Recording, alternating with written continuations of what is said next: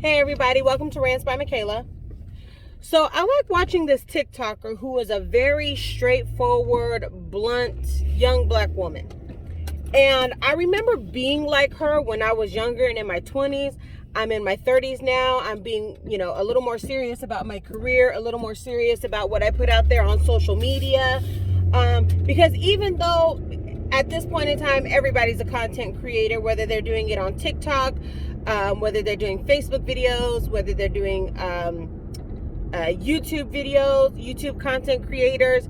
A lot of what you put out there on the internet can come back and bite you in the butt. But one of the things that she said hit really home for me. And she said, people do not confide in you because they trust you. People do not confide in you because they're your friend. People do not confide in you because they feel so comfortable around you. People confide in you because you have no boundaries. And so they know you're a good place to dump on them. To dump all their stuff, I think is what she was saying. You're vulnerable to dump on. Basically to release all of your negative energy, to trust you with some of the most sensitive information that they probably wouldn't even tell their own parents, that sort of thing. And the reason why that hit home with me personally is because I feel like at one point in time in my life, when I was in my early 20s, I was that person people felt comfortable to dump on, because I would wonder why people trusted me with some of their deepest, darkest secrets, knowing that I was never going to go and tell somebody else, but then let you want to go to the club or be invited to a baby shower or be invited to a wedding or whatever the case may be, and I wasn't invited. I would find out about it on Facebook. The hardest lesson that I ever had to learn is that you have to have boundaries with people. That was the hardest lesson I ever had to learn, because I didn't grow up in an environment that had that many boundaries. When you were around, I grew up in a small town that had 15,000 people in it, and the only people that my family associated with was family. To this day, to be quite honest with you, I have not met a single one of my cousins' friends. I think the only person that I know who has friends is my sister. Otherwise, cousins only, hang around their cousins or their siblings. And, a lot of people have enough of them. I've only ever seen my cousin hang out with her other sisters, like on her dad's side, or we hang out with each other as cousins. We didn't really go outside of the family unless it was to date, of course. We were all at grandma's house. And grandma's house, her door was always open for anybody who wanted to come in and out.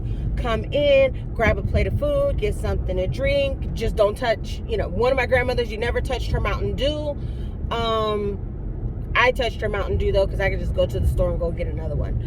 But but that was just the type of environment that I grew up in, that I was always around, where everybody was welcome. And you knew what you could and could not do over at grandma's house. This is at little grandma's house, and this is at big grandma's house.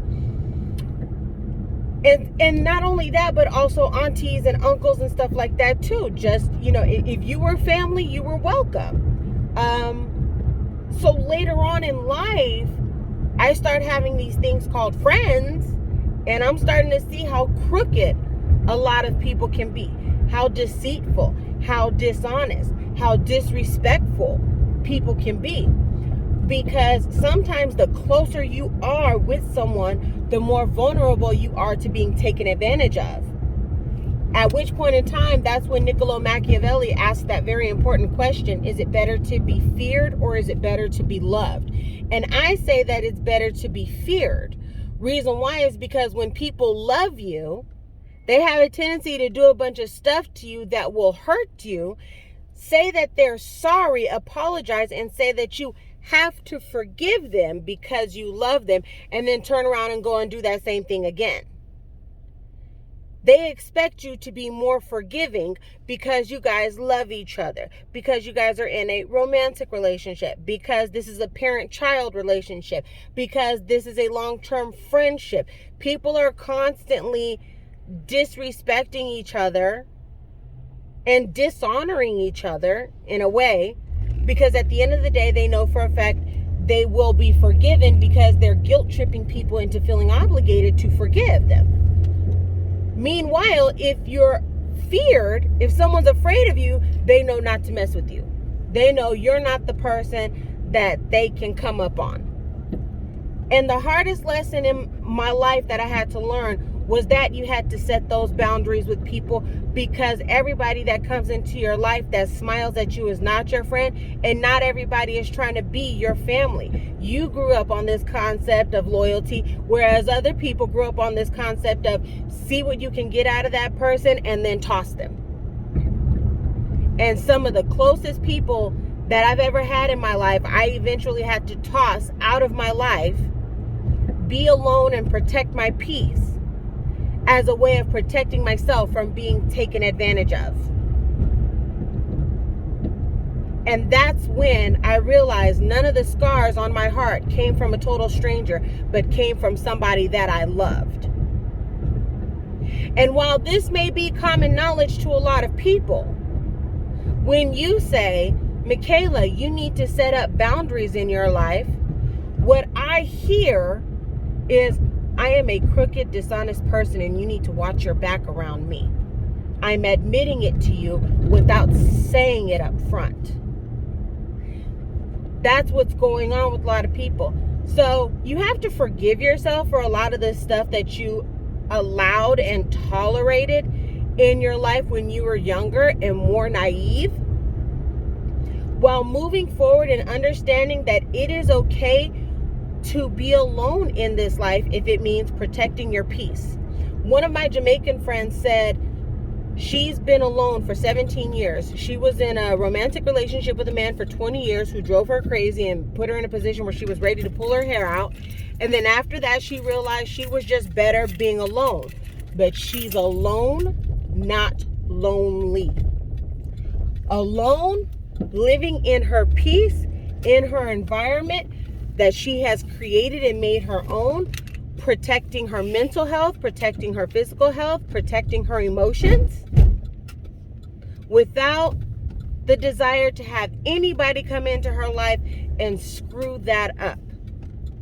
A person who's lonely wishes they always had somebody. They're the type of person who will deal with toxic relationships if it means they have somebody in their life.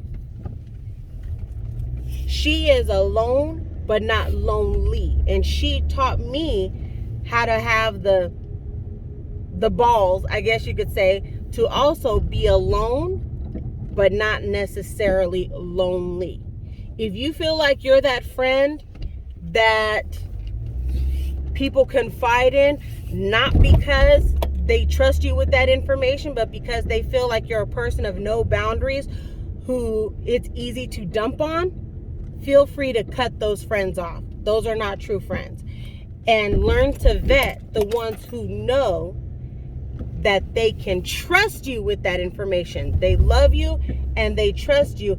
And that's why they're expressing themselves towards you, not because you're that person that is easy to take advantage of in those situations where they need to vent. Anyway, that's my rant. You guys have a good one.